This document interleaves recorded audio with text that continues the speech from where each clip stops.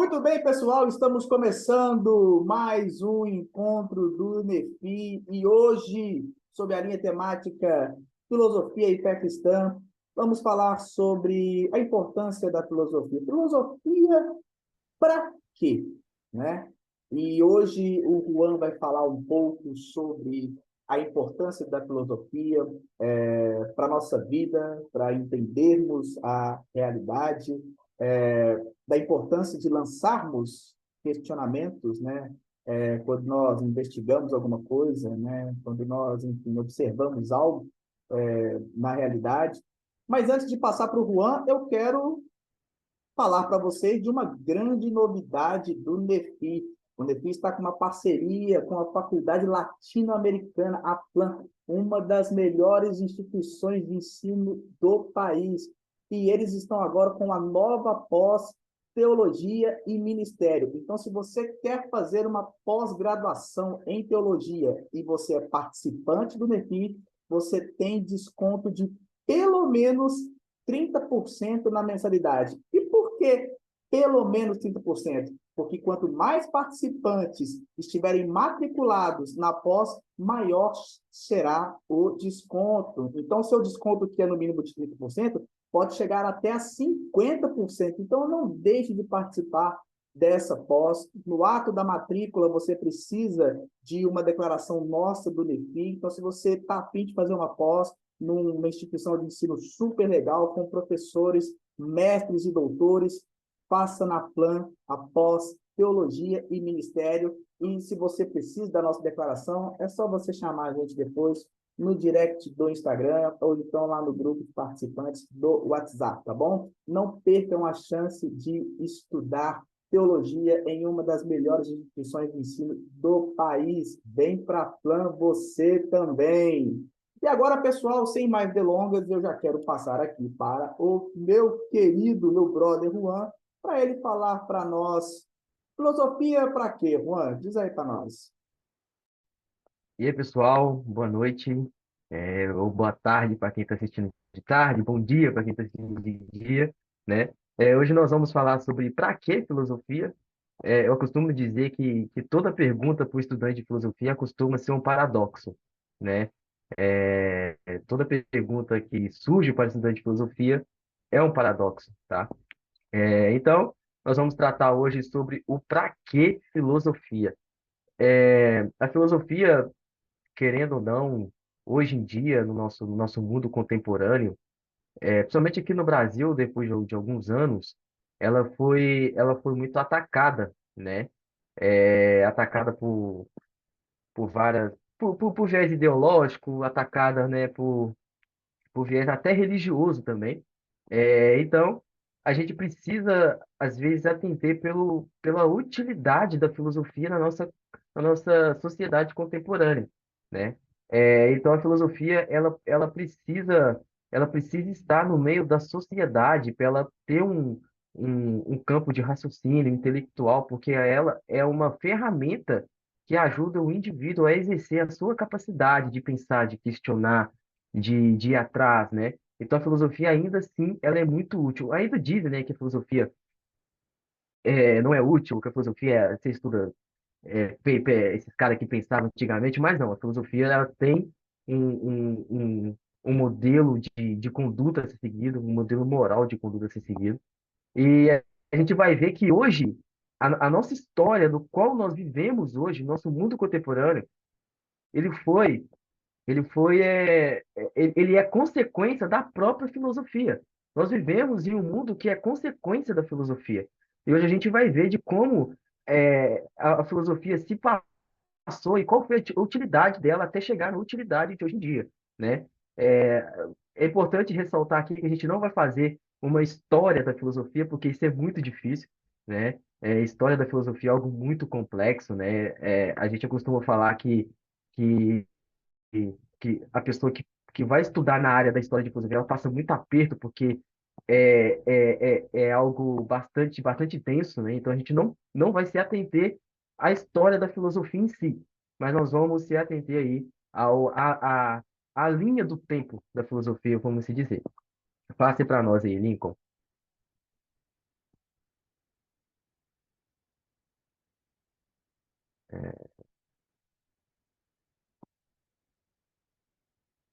Eixos básicos da filosofia. Passa para nós aí, Lincoln. Deixa eu ver o que foi.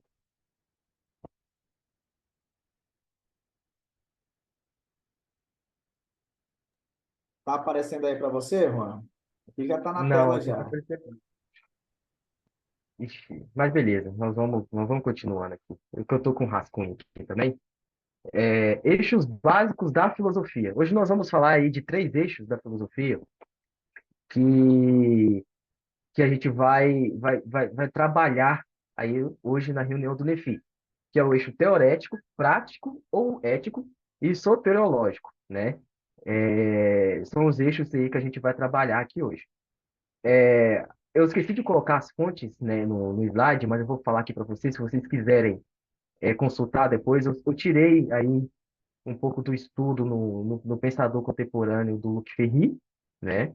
Que é um ótimo pensador, um filósofo contemporâneo, e do Gerd von Hay também, tirei algumas coisas do Gerd von Hay, é um filósofo brasileiro, e também tirei algumas coisas da história da linha da filosofia, né? A história da filosofia dos gregos, né? De Giovanni Reale, do Casertano, do comentário de Casertano. Então, se a galera quiser um teor teorético aí para pesquisar, para estudar também, deixa aqui a dica, beleza?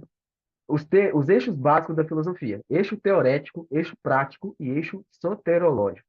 Vamos começar aqui pelo eixo teorético.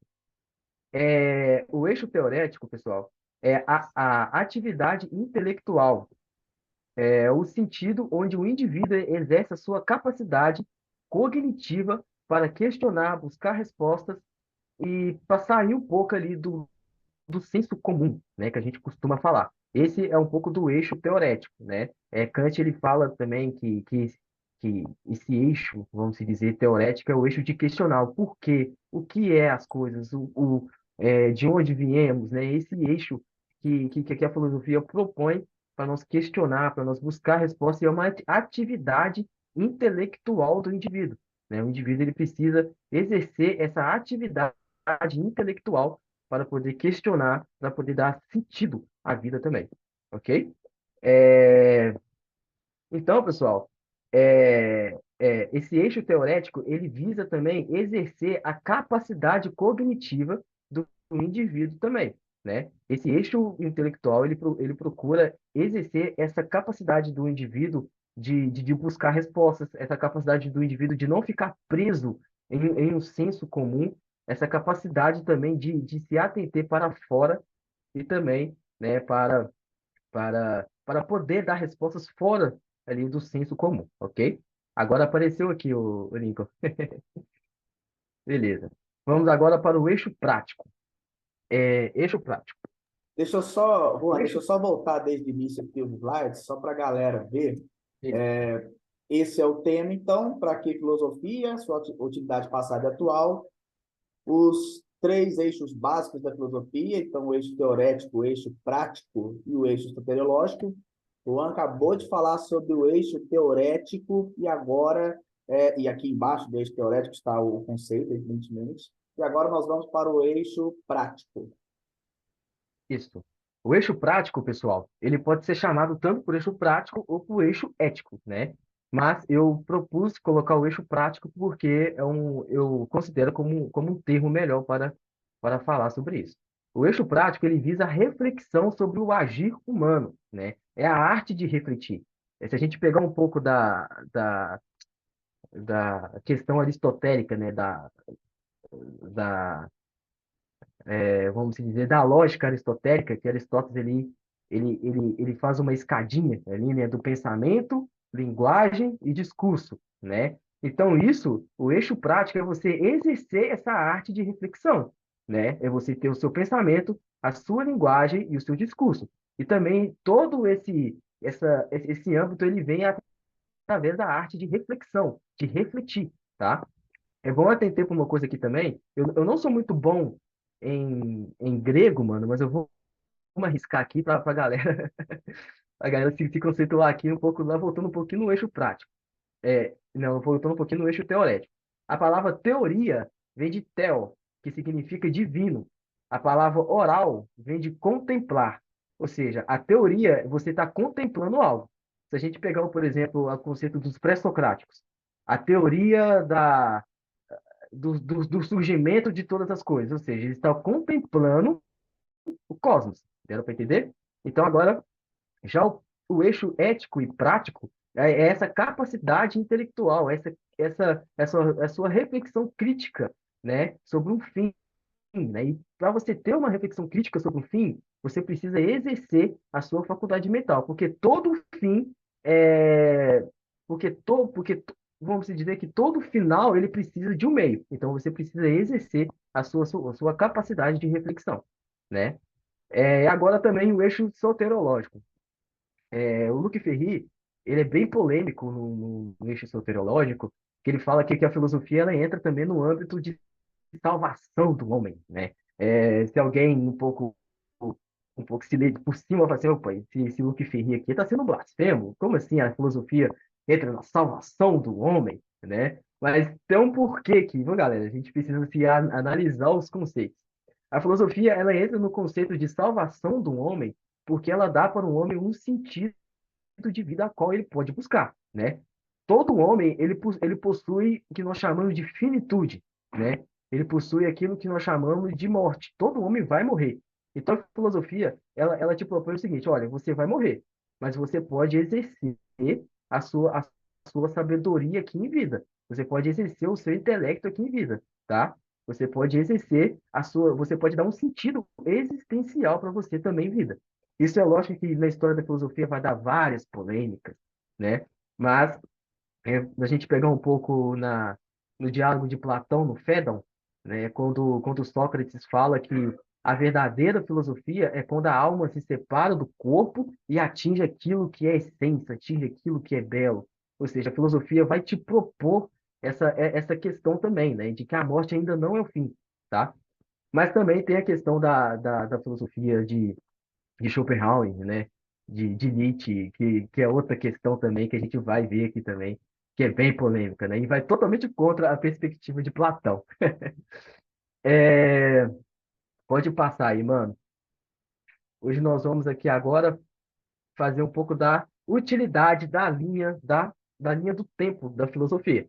Está tentando aqui agora, como eu disse no começo, a gente não está fazendo história da filosofia, mas uma linha do tempo da filosofia. Vocês veem que eu coloquei Platão, Agostinho, Tomás de Aquino, Descartes e Nietzsche, né? Vê que está tudo aí em uma, vamos dizer, em uma ordem de linha do tempo, tá?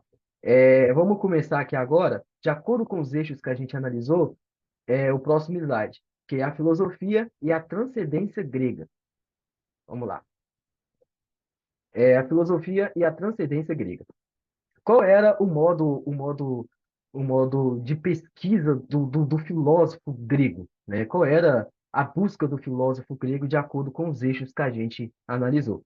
O grego, ele primeiramente ele buscou o transcendente cosmológico. Eu vou explicar. Você pode falar, poxa, transcendente cosmológico? O que que esse cara está falando? Mas vamos lá. É, os gregos, no começo ali, né, com os pré-socráticos, né, os filósofos que buscavam a resposta para a origem de todas as coisas, eles buscavam essas respostas através, né, que nós chamamos de physis, né, através de elementos da física, né, de elementos aqui do nosso cotidiano, né? Por exemplo, Heráclito falou que a origem de todas as coisas vem através do fogo, Tales através da água, né? Também temos Parmênides com a questão do ser e etc. E já em Parmênides a coisa começa a ser mais transcendente, né? O grego ele começa a buscar um pensar mais transcendente, um pensar que vai mais além do mundo das ideias, que é o segundo ponto aqui, né? Filosofia platônica e o conhecimento. A filosofia platônica ela começa a se atender através da transcendência, né? Através do mundo das ideias, ou seja, tudo que é perfeito está no mundo das ideias. Nós vivemos um mundo material, um mundo que vai passar. Então a gente precisa atingir um nível de perfeição para chegar até esse mundo das ideias, né? E o terceiro tópico aqui é Aristóteles. Aristóteles e a metafísica, né? Aristóteles ele fala aí sobre o primeiro motor, sobre a causa de todas as coisas, né? Então, a filosofia grega ela está atrelada ainda na transcendência, né? Que a gente chama de transcendência grega, né? E toda essa modulação grega também foi para explicar os mitos da Grécia Antiga, né? Os mitos ali de Homero e Hesíodo. Então, a filosofia ela se atendeu a explicar esses mitos também através da transcendência também, né? Postamos aqui agora, no finalzinho aqui, qual é, então, os eixos da filosofia grega, né? Colocamos aqui o eixo teorético, a contemplação racional do cosmos, né? Ou seja, já que o eixo teorético é uma atividade intelectual, eles faziam a sua atividade intelectual para contemplar cosmos, a origem de todas as coisas. E a prática, ou a ética, é o ajuste moral, né? O que é o ajuste moral? É a harmonia. É você fazer parte da harmonia. Como diz Aristóteles, né, em Ética Nicômaco, é, é você fazer parte do meio termo. A felicidade está no meio termo. A felicidade está na harmonia. A felicidade está na sofrosine, vamos se dizer, né? E a questão soterológica da filosofia grega é compreender que nós, homens, fazemos parte do todo, né? Ou seja, nós fazemos parte do cosmos, nós fazemos parte do todo, tá? Essa é a grande parte que faz o homem grego a ter uma questão soteriológica, uma questão de salvação para si na sua mente. Agora vamos passar para a filosofia medieval. Na filosofia medieval ainda continua a questão da transcendência, mas a transcendência ela é diferente. A transcendência é a revelação das coisas no divino, é a personificação do Deus. Deus ele é personificado, né? Não existe mais aquela transcendência grega, né, do mundo das ideias, do primeiro motor, não. O primeiro motor de Aristóteles se torna o Deus de Tomás de Aquino, né? Então, toda a transcendência ela se personifica em Deus, tá? Então, a revelação de todas as coisas acaba não sendo mais pela atividade intelectual do homem, mas ela vem de uma revelação divina para o homem. A gente pega um pouco aí do período patrístico, né? Período patrístico com os pais apologistas, com os pais apostólicos, um período ali com Justino, com Platão, o próprio Agostinho também com o neoplatonismo, também tem Tomás de Aquino, ali mais para o período escolástico, com a questão de Aristóteles, né? Então, o Deus de Aristóteles, o primeiro motor de Aristóteles vira o Deus de Tomás de Aquino, né? E a crença e agora a crença, a soteriologia, vamos se dizer, ela não está mais atrelada, né, na parte do todo. Essa soteriologia, ela está atrelada na crença da pós-vida, na crença da salvação eterna, né? Por isso que todo cristão, quando vai estudar a história da filosofia, quando vai estudar filosofia, ele gosta de estudar esse período grego, esse período, perdão, esse período medieval, né? Porque a crença agora do homem medieval, não está mais em fazer parte do todo, mas está agora na crença na pós-vida, na crença na vida eterna, na crença de uma promessa que existe algo além do que nós estamos vivendo aqui. A questão teorética aqui é a revelação pela fé, né? A revelação das coisas, como eu disse, não vem mais pelo intelecto do indivíduo, mas vem pela revelação pela fé, tá? Isso foi até tema, da Reforma Protestante com o próprio Martinho Lutero, né? A justificação é através da fé, não é através de um esforço intelectual para você satisfazer a Deus, mas a revelação é através unicamente pela fé. É, a prática, a prática não está mais atrelada, vamos dizer aqui, ao conhecimento, né? Como vou dizer isso? É, a prática não está mais atrelada a um tipo de conhecimento, né? Mas a prática está atrelada à obediência da lei divina. O homem ele tem que ser obediente da lei divina, ok? O próximo aqui, período do materialismo filosófico. Aqui entra a treta. É... Peraí, pessoal, que eu pulei aqui um negócio aqui. Ah, tá certo, tá certo. Peraí, rapidinho.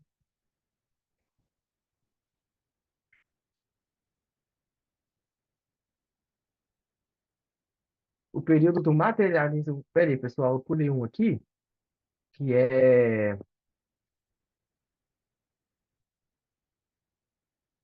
Peraí, que é o período humanista racionalista moderno, né?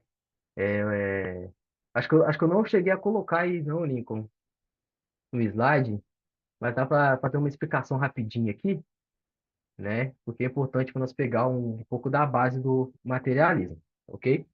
Então, pessoal, o período do humanista racionalista moderno.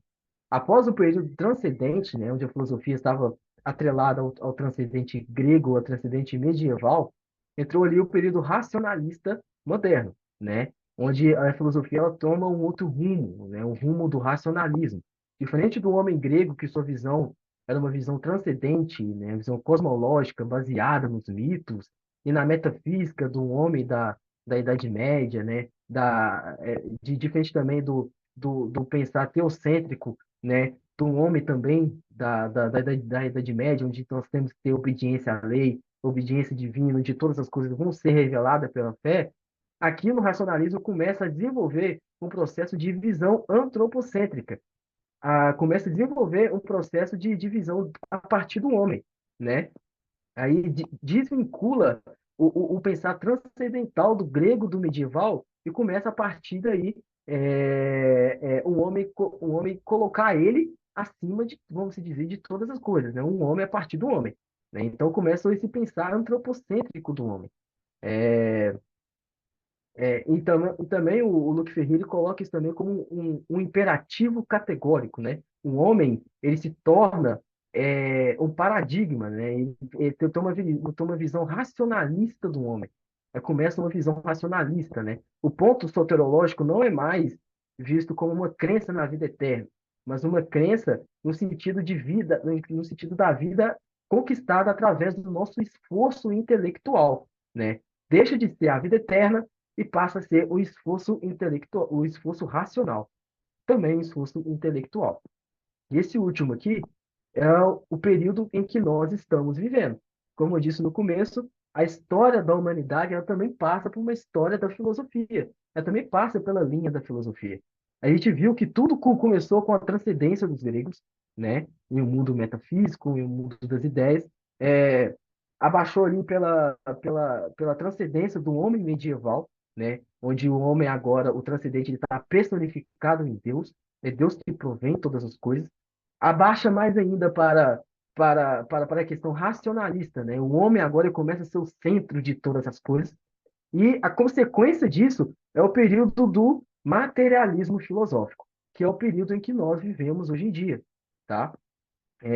Esse período de materialismo filosófico tem a desconstrução crítica, ou seja, a desconstrução a partir de uma visão crítica de todas as coisas que o homem também veio a explicar através do transcendente, tá? Hoje em dia, principalmente dentro das universidades, tem muita crítica a um homem cristão, a um homem transcendente, tá?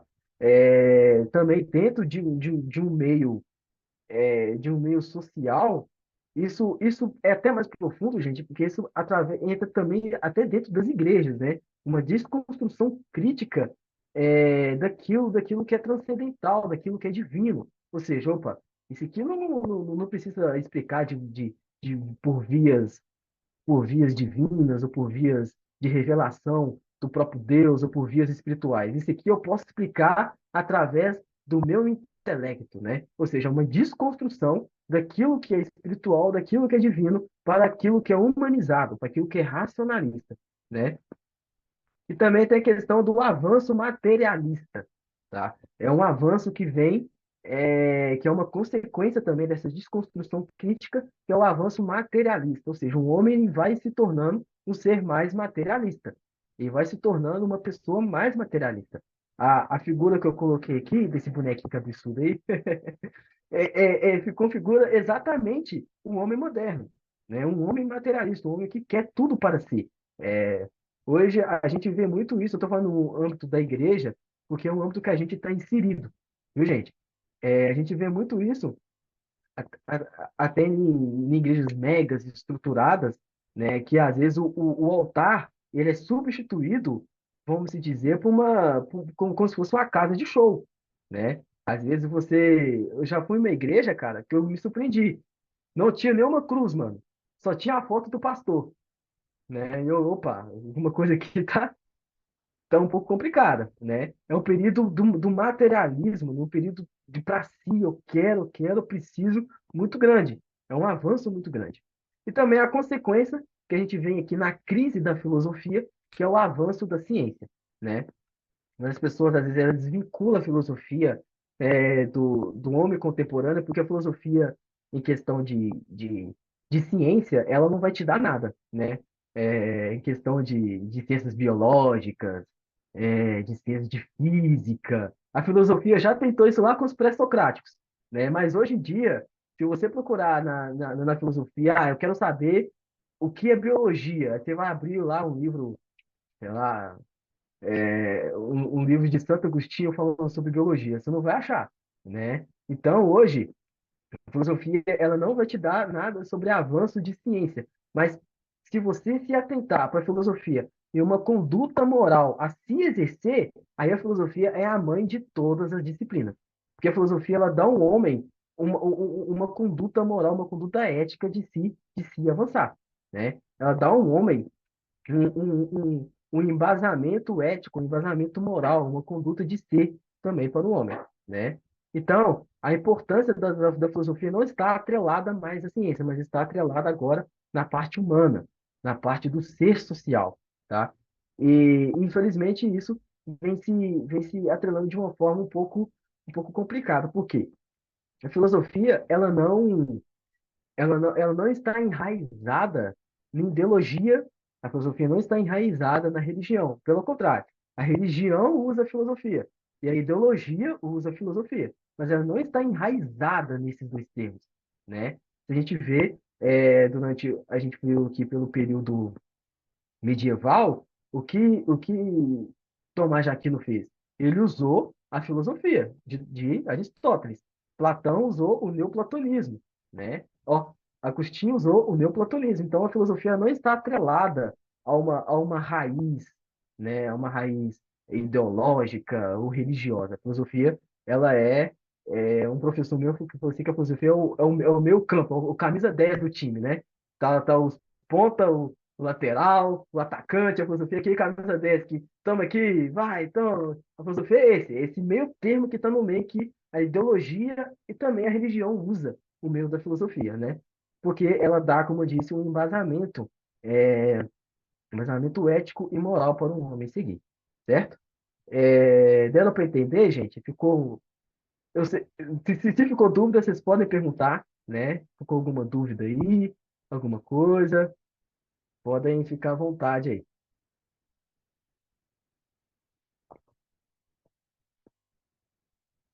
Podem perguntar aí, à vontade, que senão a gente já passa aí para as perguntas. Beleza. É, Então, a primeira pergunta é em questão do tópico da nossa reunião de hoje, né? É, como estudante de filosofia, o Tiago entrou aí, ele deve até se atentar sobre isso. Toda pergunta para estudante de filosofia ele se torna um paradoxo, né?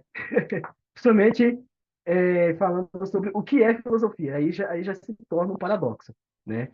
É, o Lincoln perguntou aqui, essa desconstrução crítica oriunda desse período do materialismo filosófico que estamos vivendo seria uma consequência da pós-modernidade? Eu creio que sim, cara. Eu creio que sim, né? Eu creio que sim. É, essa questão do materialismo filosófico que estamos vivendo é uma consequência, sim, da pós-modernidade, né? Alguns podem discordar, né? É totalmente válido ter uma discordância assim, né? Mas eu também creio que sim. O Tiago colocou não somente, sim. Fala aí também, Tiago, me salva aí também. Ok. Gente, vocês estão me ouvindo bem? Sim, sim. É porque eu tô na rua. eu tô indo para aula, por isso que eu entrei aqui, mas entrei caminhando para aula para fazer uma prova agora. Aí quando eu não chego, tudo. Mas o que eu ia comentar é que não é somente é, pó- pós-modernismo, porque pós-modernidade eu acho que ela surge mais ou menos assim no final do século XIX, né? E do início do século passado, com acho que o primeiro autor, talvez, que a gente teria como uma aparição dessa ideia de pós-modernidade, talvez seria o Nietzsche, eu acho, né? O Nietzsche é final do século XIX, mas eu vejo que não é somente porque o materialismo também depende da ideia que a gente está tendo com o materialismo, né? Mas o materialismo surge como essa ideia de que existe apenas a matéria, né? E não ou aquela coisa também de que existem apenas os fatos materiais, sociais, não existe algo de natureza transcendente.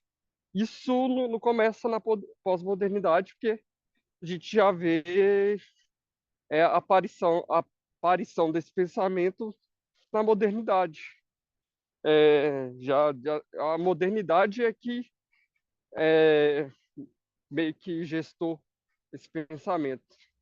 E isso acaba sendo radicado na pós-modernidade. Eu acho que é assim.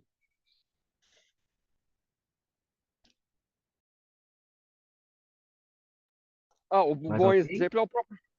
Acho que o bom exemplo também é o próprio Marx, que era um materialista, e ele não é bem pós-moderno, né? Exatamente.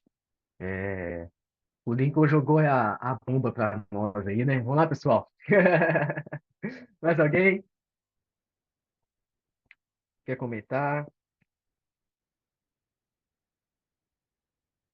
Então, pessoal, eu já vou partir para a primeira pergunta aí. E a primeira pergunta é sobre o título da nossa reunião de hoje. Para vocês, para que filosofia?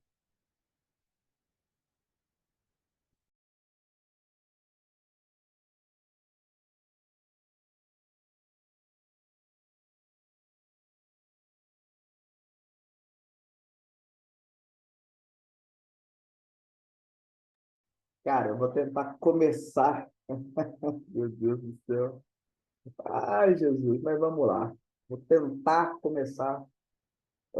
Eu já falei algumas vezes desse livro, desse autor, porque eu demorei para concluir a leitura do livro, agora eu concluí a leitura, ficou bom. Tem um livro lançado pela Mundo Cristão, do Os Guinness, A Grande Busca pelo Sentido da Vida. E ele fala que a busca do sentido ela se dá em quatro fases. Há um tempo de perguntas, há um tempo de respostas, há um tempo de comprovação e há um tempo de compromisso. Né? O tempo de compromisso é a fase última. Né? Quando você se lança na investigação de um determinado objeto, quando você se lança na investigação de uma determinada coisa, né? A primeira etapa é a etapa dos questionamentos. É a etapa onde você lança indagações sobre aquilo pelo qual você está buscando compreender, entender. E é aí que eu entendo a filosofia. Eu penso na filosofia como sendo essencial para nós, porque nós precisamos lançar muitas perguntas sobre determinados assuntos, determinadas coisas que muitas vezes são colocados para nós como algo pronto e estabelecido. Quando na verdade não, quando na verdade nós precisamos investigar aquilo ali, né? Esmiuçar mais daquilo ali. E eu creio que a filosofia ela nos fornece essas ferramentas, as ferramentas necessárias para que nós possamos fazer essa investigação, uma investigação que tem sempre como objeto a, a compreensão, a verdade, né? A verdade sobre aquilo ali que está sendo investigado. Então, eu creio que a filosofia, ela tem, o Thiago até falou no chat, né? Tem várias finalidades, né? A filosofia, ela te permite uma vida pensada, ela te permite uma vida onde você consegue refletir mais acerca das coisas. Enfim, eu acho que filosofia, até mesmo para nós cristãos, a filosofia é muitíssimo importante. E como eu disse, é uma ferramenta muito necessária, né? Muito boa, muito importante para nós. Né? Enfim, bom, mais ou menos isso.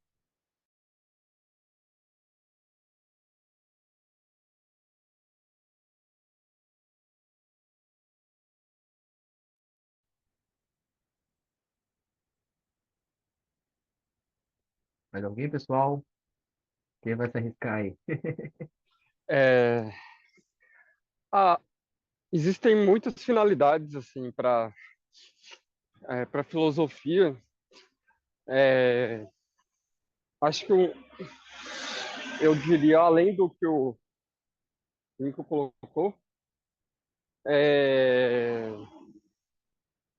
na, o que a gente hoje tem como o papel aí analítico, né, da filosofia analítica, que tem muito a ver com a questão da lógica e da teoria do conhecimento, que é a função de definir, esclarecer os conceitos e estabelecer como a gente pode obter o conhecimento, que são questões importantes para o estabelecimento e o fundamento da própria ciência.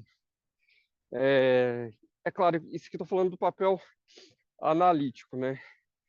É, por outro lado, a gente também tem esse papel, é, a questão da própria apologética, que é a defesa da fé, partindo aí de um ponto de vista, de uma perspectiva da filosofia com relação ao papel dela na igreja, que é esse papel apologético de defesa da fé, e a gente tem vários tipos de apologética, né? Desde a epistemologia reformada, apologética evidencialista, a nossa, essa palavra é muito difícil. Pressupossi... Ah, gente, alguma coisa de pressuposto. Pressuposicionar. Ah, Isso. também. É isso aí, negócio assim. A palavra é difícil. É... E outras vertentes da apologética, é...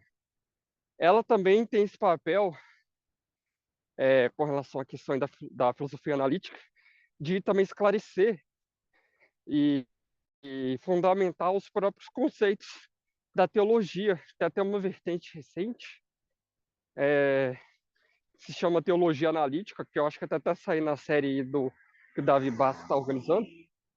Tem o papel também de estabelecer a questão aí de fazer uma história das ideias, de como as ideias, os conceitos se desenvolvem, e também a questão de uma crítica, e partindo de um ponto de vista teológico, cristão, de como a filosofia pode, a partir dessa história das ideias, de como as ideias se desenvolvem, como elas se repercutem em cada contexto social e histórico, como a, a fé cristã pode estabelecer uma crítica, a essas ideias. Isso tem um papel da filosofia. Enfim, algumas finalidades.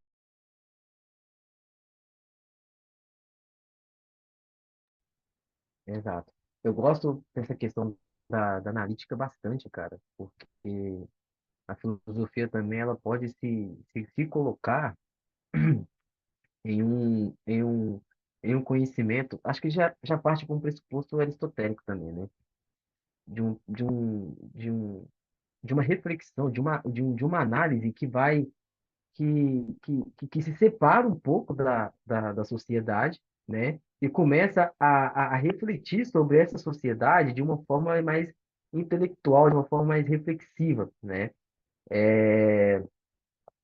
Definam filosofia analítica, por favor. Filosofia analítica, eu posso dizer que é filosofia lógica, né? Eu posso dizer que é filosofia lógica. Também, Se quiser colocar nos comentários aí, não, o que eu ia comentar, eu não estou conseguindo comentar direito agora no chat, mas a filosofia analítica, ela se desenvolve a partir do século XIX, com o Frege, e depois tem o Bertrand Russell e o Wittgenstein e outros autores na filosofia contemporânea. E é basicamente a filosofia analítica, ela busca é, um esclarecimento dos problemas filosóficos a partir de um esclarecimento da linguagem e da lógica. Em suma, é isso. Então, ela quer analisar os conceitos, os problemas da filosofia, uhum, investigando, fazendo uma investigação da linguagem, do que esses conceitos expressam.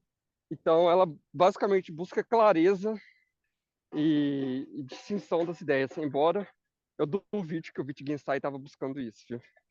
Que ninguém entendia ele, não. eu vou falar para vocês que se sentar na faculdade para estudar isso, nossa, misericórdia, cara. Nossa, eu tô ainda na filosofia analítica ali, aristotélica, né? O Tiago já está mais avançado, né? Eu já estou sofrendo, imagina o Tiago lá. Misericórdia. Mas é basicamente isso mesmo que o Tiago falou, né? E eu gosto muito dessa separação que o cristão também tem que fazer essa separação, né? De um modo intelectual para analisar a sociedade em si, né? Analisar a sociedade de uma forma crítica também, tá?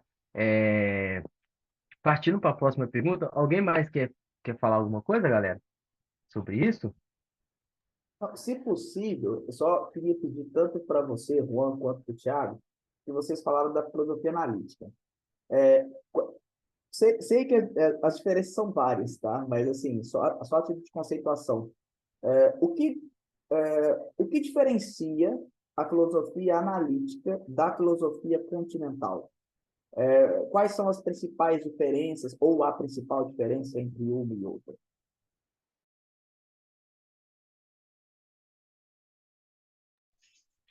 Ô, você vai responder? Pode falar, mano, a bola tá para você.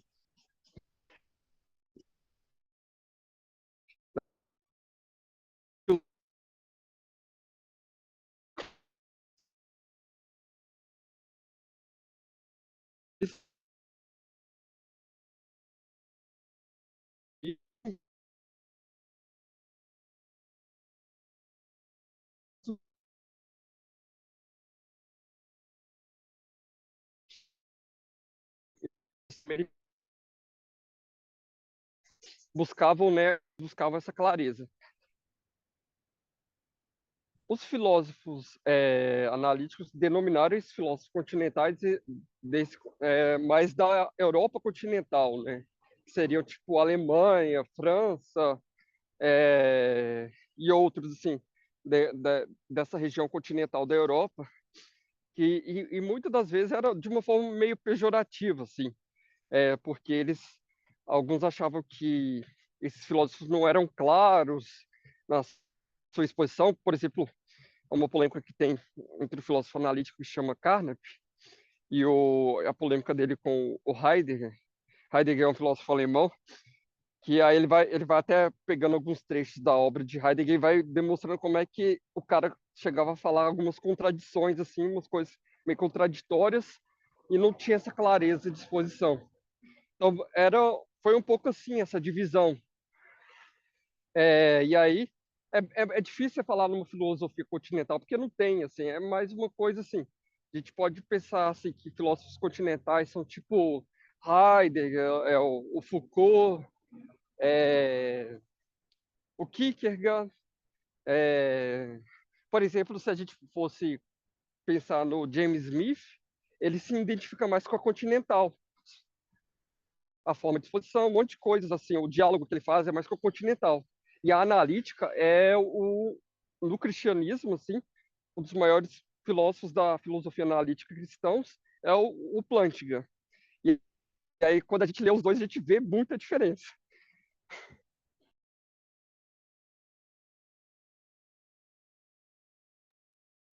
Muito bom. É, isso faz a cabeça da gente estourar um pouco, né? Mas é muito bom, mano. Mais alguma coisa, gente? Comentário, pergunta? Pode ficar à vontade aí. A gente já parte aí para a próxima pergunta, que também é um pouco polêmica, mas vamos lá. Então, a próxima pergunta, pessoal, a gente vai atender um pouco mais sobre a filosofia grega, né? A utilidade da filosofia para o povo grego. Você já deve conhecer a famosa frase de Clemente de Alexandria, né? Quando ele fala que os gregos podem ter sido salvos, né?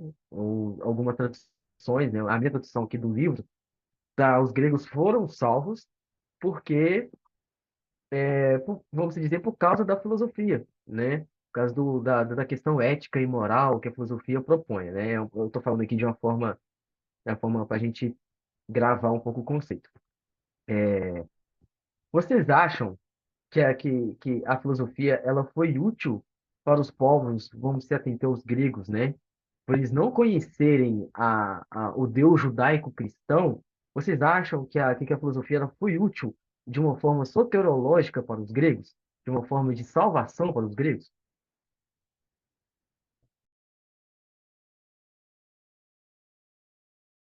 Eu sei que quando a gente fala de salvação é sempre um pouco complexo, né?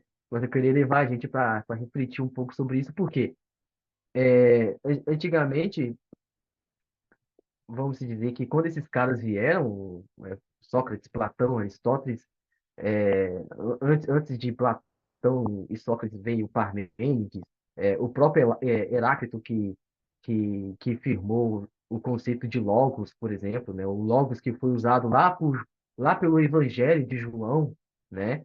É, vocês acham que essa questão da filosofia como moral, né? Como ética, que ela foi útil para os gregos para alcançar, vamos dizer, uma determinada salvação?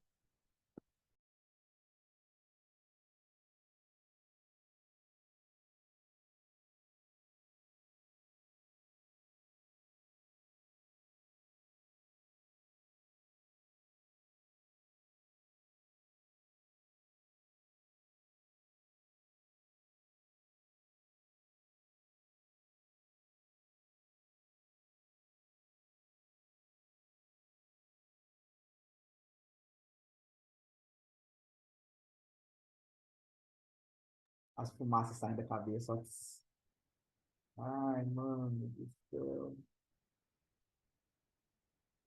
Cara do céu. Como é que me faz uma pergunta dessa, cara? Frita o resto do. Ô, Juan, só uma pergunta aqui que eu tô fritando na minha cabeça. Quando você fala, tipo, chegar a uma determinada salvação, o que que você está querendo dizer com salvação? Pode-se dizer também que é literalmente a salvação da alma do indivíduo, né? Por causa que a gente for. A galera fala que Fédon, né?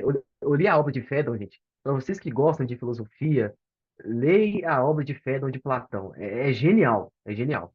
Ele fala sobre a imortalidade do homem, né? E ele cita algo, né, sobre a virtude que está correlacionada com a alma do homem, né? O homem que viveu uma vida plena, uma vida virtuosa, a virtude, tudo isso, esse conceito de moral, ele está vinculado à alma do homem, né? E o homem, a partir do momento que o homem morre e a alma separa do corpo, o homem ele consegue atingir aquilo que é divino, aquilo que é essencial, aquilo que é aquilo que é perfeito, né? Porque a sua alma está cheia de virtude. Então, tem uma frase aqui desse livro que eu gosto bastante que Platão fala: só uma revelação vinda do céu é um navio bem seguro e resistente para a travessia da vida. Olha, um pagão falar uma coisa dessa é algo bastante pesado, né? Então, Clemente de Alexandria, ele pode-se dizer que ele pegou esse tempo e falou: opa, esses caras aqui, eles chegaram perto demais, né? Alguns da filosofia não vai concordar com essa frase de Clemente, né? Vai cair em cima, na própria patrística, mas vamos fingir aqui que nós estamos aqui no Concílio de Nicéia e eu quero ver a opinião de vocês.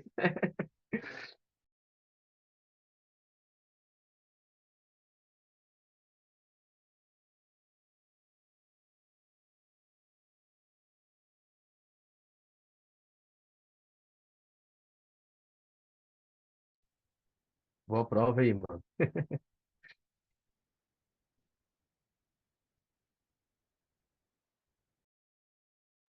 Bom, eu acho que se a gente pegar essa perspectiva que você falou, eu acho que sim, eu acho que é uma forma acho que a gente pode entender isso como uma forma de salvação, sim, para os gregos, né? Cara, acho que sim. Mas eu não consigo falar mais do que você acha que sim, porque eu estou tentando aqui, mas, enfim, creio que sim. Eu não sei se eu ainda consigo falar salvação, assim, não sei. Mas eu acredito que essa questão da transcendência, né, de entender é, a questão, não sei, a própria questão humana e levar isso para além da matéria, eu acho que, não sei, isso traz uma virtude a mais, assim. Mas, porque está além da contemplação, né, que seria o eixo teorético. Então, acho que sim.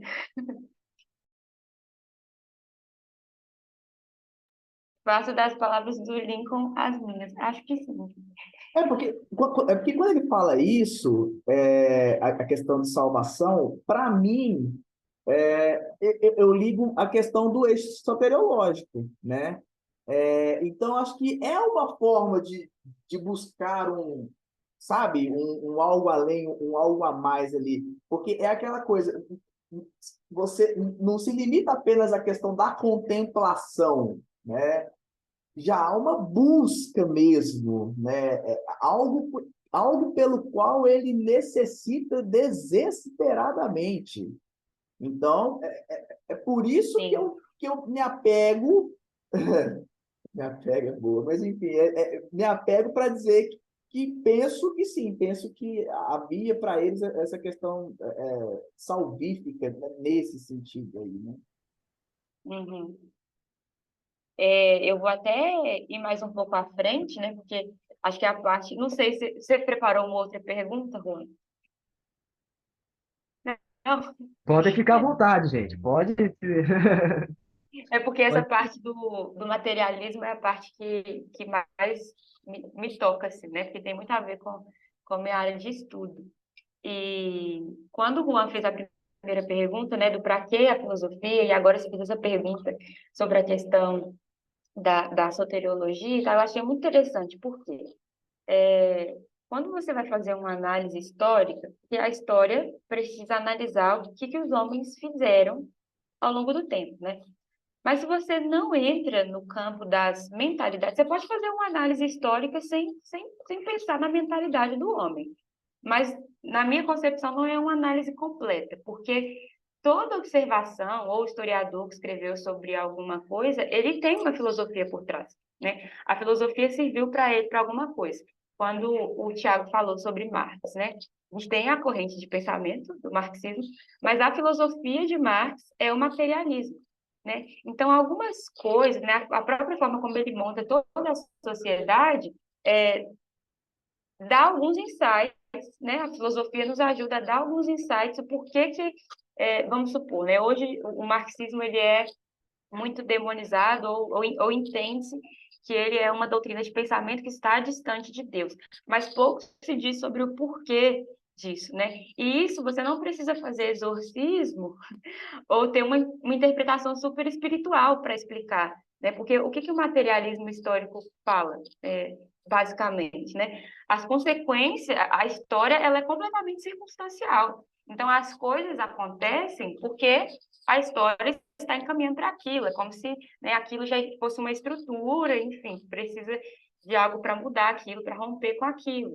Então, a partir do momento em que você olha para a história e vê que é a história que rege a própria história, né, as condições que os homens criaram ao longo do tempo é que rege a própria história, isso já mostra que você, né, seu pensamento é completamente material, né? Você não acredita que algo transcendental pode interferir na história. Você não acredita num Deus que intervém, né? Como diria o Francis Schaeffer.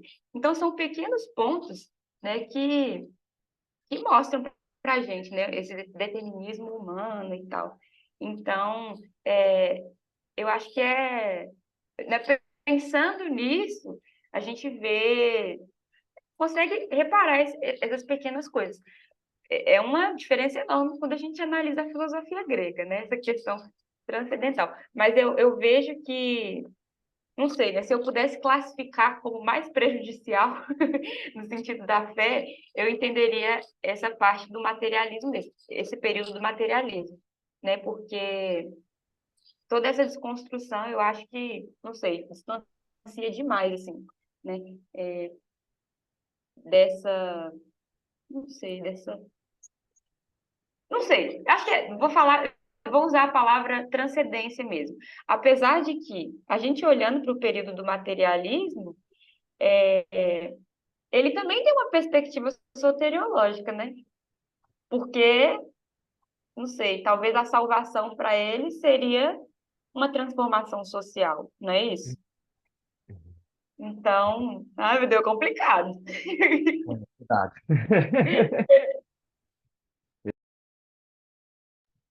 É, eu tô percebendo ali que o Lincoln abaixou a cabeça, tá pensativo. Só os... Fumaça É, saindo desta cabeça, né? E, cara, o Daíno tentando pensar. uma coisa, cara, que eu tava vendo esses dias, que só fermenta um pouco isso aqui que a gente está analisando, da utilidade da filosofia numa parte soterológica para os gregos. Que eu não manjo muito dessa questão da teologia dessa área, né? Vocês podem me corrigir se eu estiver errado. Que Deus ficou em silêncio por uns anos, não foi?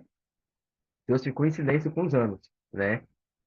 E coincidentemente, se a gente for pegar um pouco na linha do tempo, Sócrates, Platão e Aristóteles, eles vieram nesse determinado tempo do silêncio de Deus.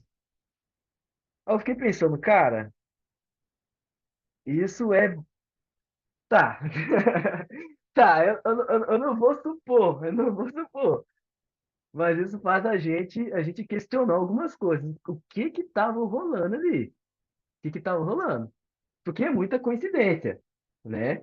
Os principais, os principais pensadores do Ocidente, né? Os caras que até hoje nós somos moldados pelo pensamento desses caras, vieram exatamente nesse determinado, ok, né? Eu vou deixar aí para a gente questionar, para a gente ficar pensando aí, tá?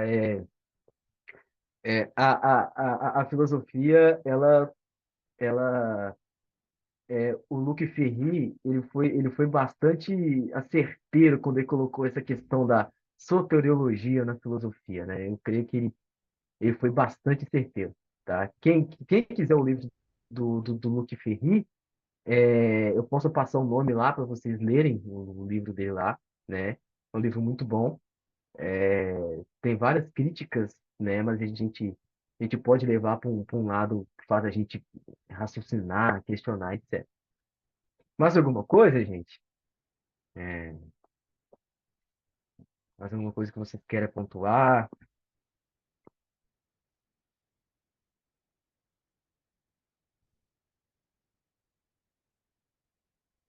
Ok. A última pergunta aqui, eu creio que é uma pergunta um pouco mais tranquila, né? Principalmente para a gente, nós quatro que estamos aqui, somos da área de humanas e tal. É, querendo ou não, a área de humanas, ela tem uma ligação ali com a história, com a filosofia, mesmo sem direta ou indireta, né? Mesmo sem direito, história, psicologia, tem uma ligação, né? É, eu li uma coisa, que vou fechar a reunião com essa pergunta para o pessoal, que é uma pergunta de. Eu não sei falar o nome desse cara, até pesquisei o nome desse cara, não sei falar o nome dele, que é Slazi. Slazi, ok, Slazi, né? É um filósofo, em comentários aos textos de Aristóteles, ele fala que toda a galera que é, vamos dizer, na nossa linguagem aqui, né? Todo o pessoal que é da área de humanas, filosofia, história, poesia, até o sacerdócio pastoral, ele passa por uma área de melancolia. Ele é uma pessoa melancólica, né? Ele é uma pessoa melancólica. Ele fala, gente, eu não estou falando aqui de melancolia doentio, mas estou falando de outro tipo de melancolia. Acho que vocês deram para entender essa melancolia aí, né? Ele é uma pessoa melancólica. E essa melancolia, ela é por natureza da pessoa que segue essa linha. É por natureza, né? O próprio Sócrates, ele fala que ele foi condenado a filosofar, né? Ele fala que é uma condenação para ele a filosofar. Então, isso já está ligado à raiz daquele pensador, né? Daquele pensador que está da área de humanas, pode ser daquele que estão chamado vocacional pastorado, daquele que estão chamado para filosofia, para história, né? Ele tem uma inclinação a ser uma pessoa melancólica, tá? E essa melancolia, ela vem, ela é um conceito filosófico, por quê? Porque a gente que está nesse meio, o que a gente costuma fazer, acho que todos vocês vão se falar assim, pô, é muito eu. A gente se coloca dentro de si mesmo, né? É uma reflexão que você coloca dentro de si mesmo, e essa reflexão que você coloca dentro de si mesmo é para você tirar de si mesmo uma reflexão sobre o mundo. Então você precisa se voltar para si mesmo para depois voltar-se também para o mundo, né? Então, para você ajudar uma pessoa, por exemplo, você tem que voltar-se para si mesmo. Para você analisar alguma coisa, você tem que voltar. É uma constante luta entre você e o você. É o eu e o eu, né? Acho que isso ficou até filosófico demais. É uma constante luta entre você, entre eu e o eu. Tem uma escultura que eu ia até colocar aqui, mas só que eu acabei esquecendo, que você já deve conhecer, que é uma estátua de um cara, de um homem sentado numa pedra com a mão no queixo, né? Com a mão no queixo e sentado numa forma de pensamento. Aquilo ali é, vamos se dizer que isso, pensador. Aquilo ali é a personificação do homem melancólico, do homem que vive nessa linha da melancolia, né? Nessa linha de humanos, tá? É, Então, a pergunta que eu quero fazer para vocês, pessoal, é o seguinte: é, essa melancolia é necessário a gente passar e ficar nela, ou devemos, sobretudo, sair dessa melancolia, ou é necessário o pensador, o filósofo, o escritor, o pastor, o historiador ficar dentro dessa melancolia? O que vocês acham? Olha, eu não tenho nada contra a melancolia, né? Mas já. Ai, meu Deus, eu agora esqueci quem. Mas era algum professor meu que dizia isso. Falava assim que.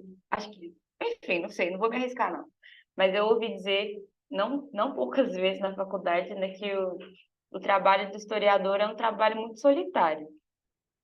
Porque, de fato, assim, né, a gente não tem aquela coisa que outras áreas de pesquisa têm. Você não vai ao laboratório e encontra muitos alunos, assim, né, vendo, fazendo experiências diferentes. Não, você tem que ficar ficar sentado, você e o livro você, você e suas fontes, e você não tem muita, né? Não tem muito entretenimento, assim. Então, eu acho que para se fazer uma, não sei, né? Olha para você ver, não sei se eu posso afirmar, mas eu acredito, né, que para sair uma boa pesquisa, de verdade mesmo, assim, aquela que você fala, cara, aqui eu dei o máximo do meu cérebro. Você precisa desse momento, sabe? Eu lembro que eu não sei, depois você escreve para mim, Juan, o nome do cara que escreveu sobre isso, sobre a melancolia. Mas eu lembro que ano passado eu fui numa conferência e tal, e lá tinha algumas obras de arte, né? Alguns quadros. E eu, de verdade, assim, quando eu vejo algum quadro, eu não sei, eu tenho uma coisa, eu tenho uma reverência com o quadro. Tipo, por mais que eu não esteja entendendo aquela imagem, eu vou me silenciar e vou ficar olhando para aquilo, porque eu já estou imaginando o artista fazendo aquilo, e eu, poxa vida, que coisa.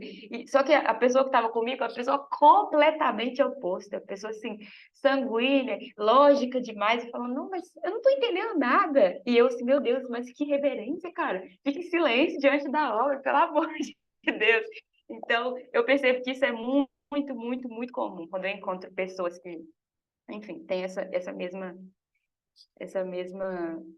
afeição, assim, por essa parte dos estudos, a gente tem isso em comum. E eu acho, assim, que é necessário, porque, não sei, refletir, estudar, querendo ou não, vai te trazer um certo pesar, né? Quando você lida, por exemplo, você vai estudar a história, sei lá, a história de algum povo. Não é possível que você vai se deparar com várias mortes, vários desastres e vai ficar feliz, né? Isso te traz um pesar, porque você começa a ver, cara, como que a humanidade é desse jeito. Você sai um pouco deprimido, mas, né, disso saem ótimas reflexões. Então, eu vejo como necessário. Mas, sobre isso, né, de ser um tempo, se é necessário que a gente saia disso também. Eu acho que o problema não é a melancolia em si, mas o próprio senso de comunidade, né? Porque a gente precisa das pessoas. Então você vê que as pessoas que ficam muito assim, muito tempo, que a vida da pessoa é para estudar, geralmente a pessoa tem alguns problemas, né? De relacionamento, de tudo. Então eu acho que nesse sentido é um problema, né? Até porque isso é um pouco de egoísmo também. Isso não pode afetar a nossa comunhão. Eu penso assim, eu acho que esse é o único problema. Agora, sobre o que a gente sente, eu acho necessário. Acho que as pessoas deveriam ser mais melancólicas. Essa é a minha opinião.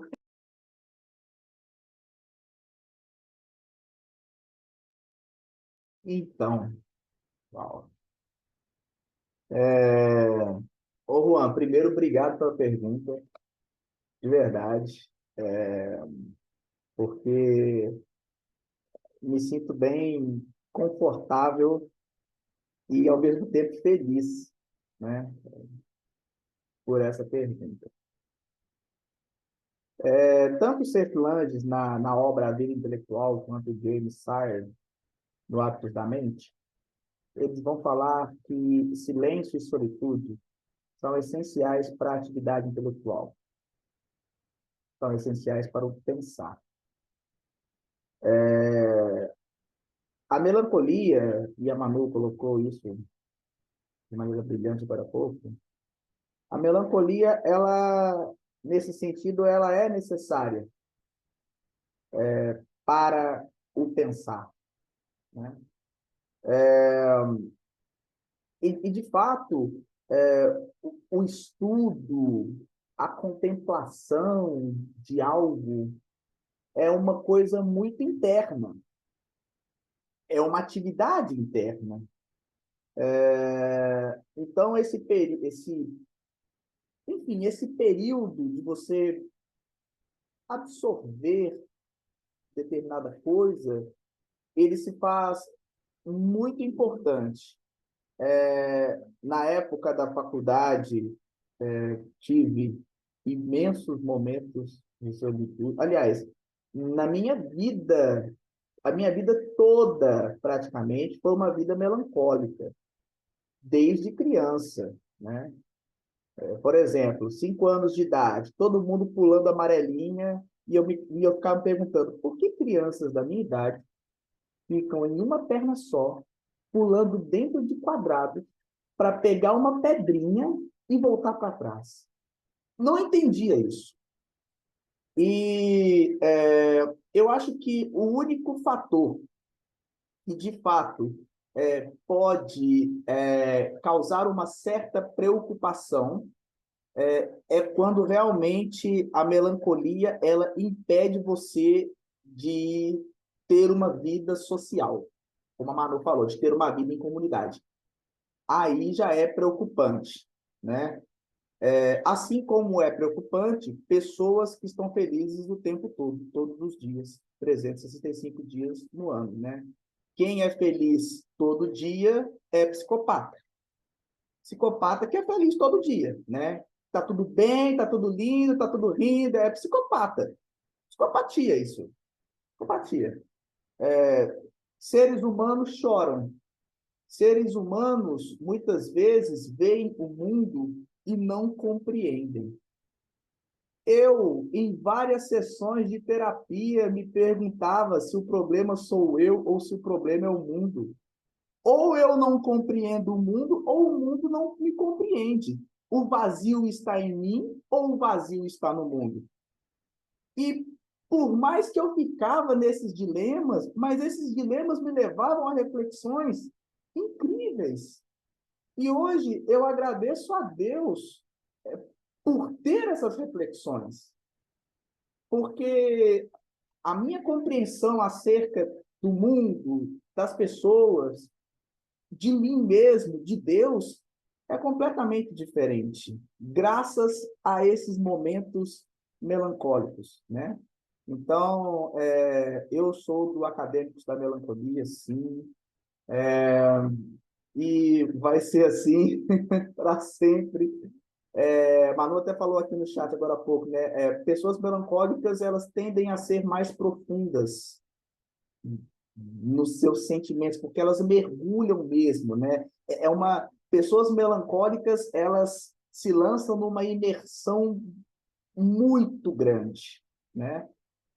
E nem sempre as pessoas compreendem isso, né? Às vezes as pessoas ligam a melancolia a algo necessariamente ruim, quando, na verdade, nem sempre.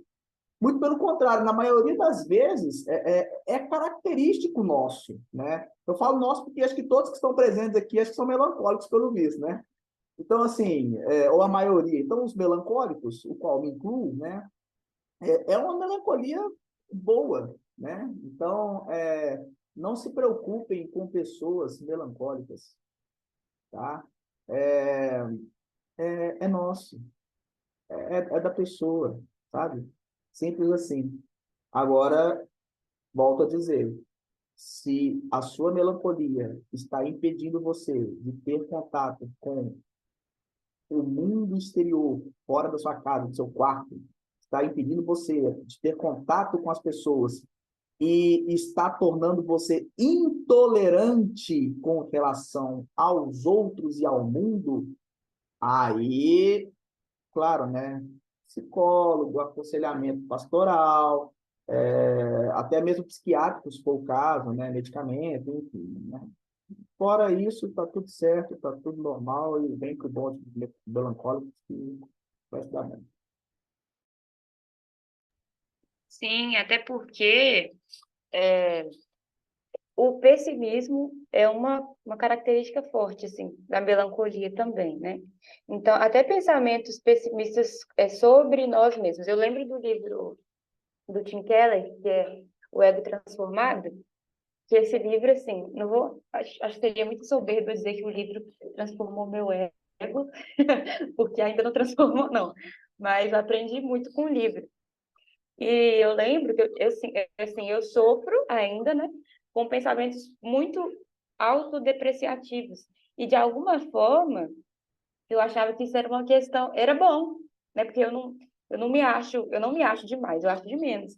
Mas na verdade, né, o Tim Keller traz o texto de Paulo, ele fala que se achar de menos é tão ruim quanto se achar demais, porque isso só mostra que você é uma pessoa autocentrada. Então você está voltada para você mesmo, não tem diferença, né? Você só mudou é a inclinação do seu pensamento, mas o seu foco é você. Então, eu penso que esse egoísmo que ocorre dessa solidão, a gente tem que dar um nome certo, né? Egoísmo, é quando você se põe no centro. E disso aí, gente, vem uma ramificação enorme, né? O desejo de saber muito, ser muito inteligente, né? De colocar o conhecimento acima de todas as coisas. Isso é bem perigoso.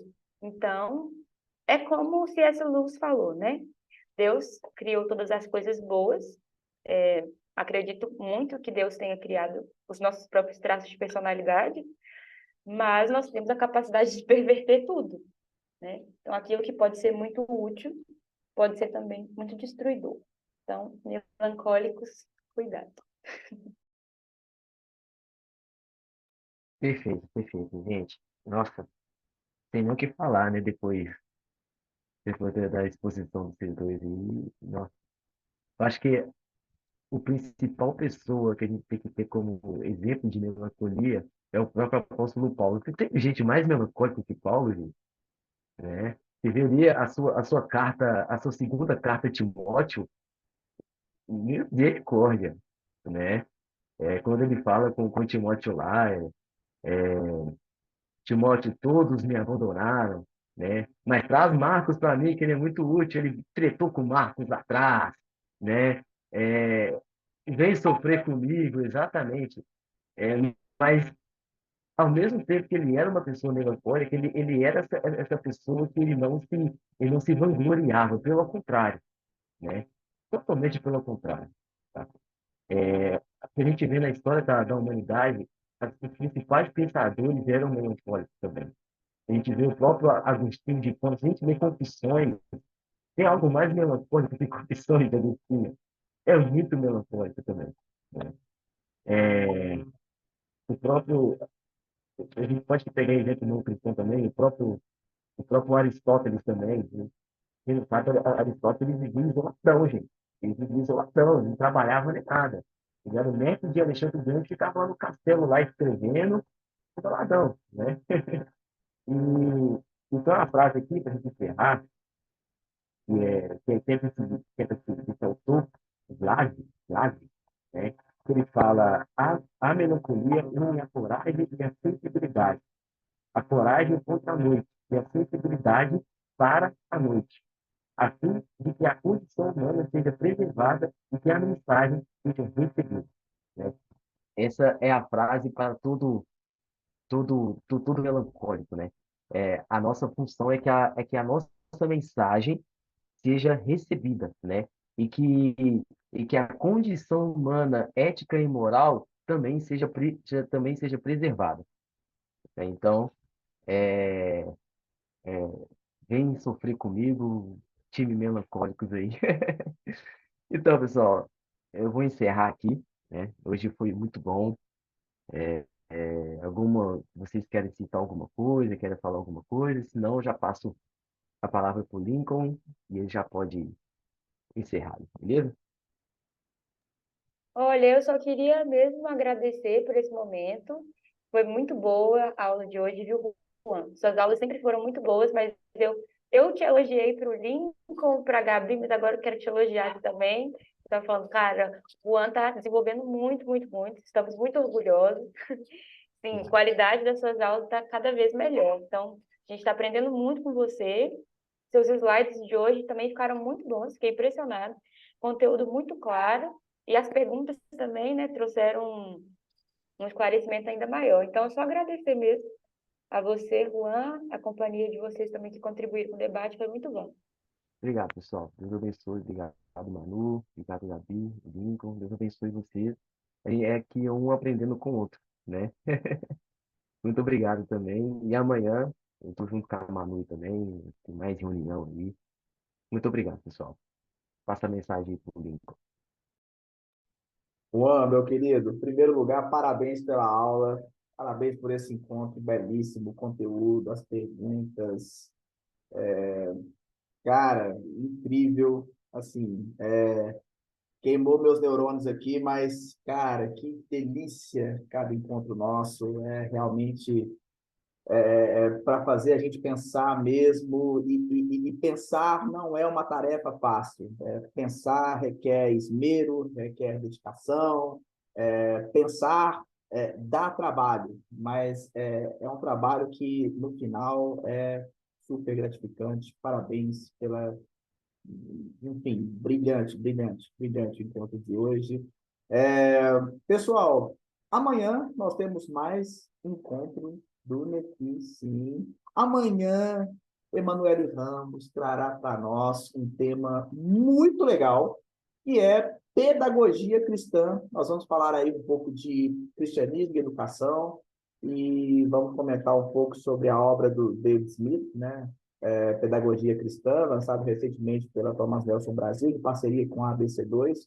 Então, Manu vai estar falando sobre esse assunto e colocando alguns pontos para nós discutirmos na nossa reunião de amanhã. E na sexta-feira, nós temos encontro de feminilidade bíblica com ela, Gabriela Cláudio, e o tema é identidade cristã e estereótipos. Uau, meu Deus do céu! E olha aqui, pessoal, os encontros da linha temática feminilidade bíblica não é só para mulheres, tá, pessoal? Muito pelo contrário, homens, participem. O primeiro encontro, olha, foi maravilhoso. Não deixem de participar, de assistir. Com certeza vocês vão aprender muito. E, como eu sempre falo, é um tema extremamente necessário, e quanto mais nós falarmos sobre feminilidade bíblica, não apenas no NEFI, mas também em igrejas locais,